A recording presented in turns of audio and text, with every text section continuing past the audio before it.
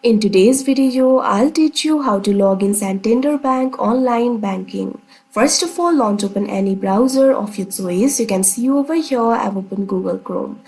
Now click on the search bar and type in santanderbank.com, press enter.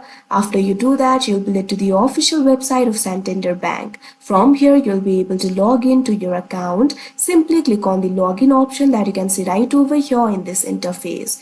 After you do that, you'll be able to log in to your account. Right over here, you'll have to enter the username and password. After you enter your user ID and password, you'll be able to log into your account. So click on the field of user and enter the user ID over here.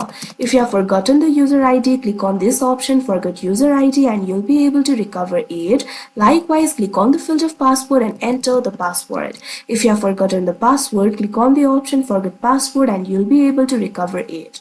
Now after you enter the user ID and password, click on the login option that you can see on the screen. After that, you'll be logged in to your account. So that is how you log in Santander Bank online banking. I hope you found this video helpful. Thank you for watching.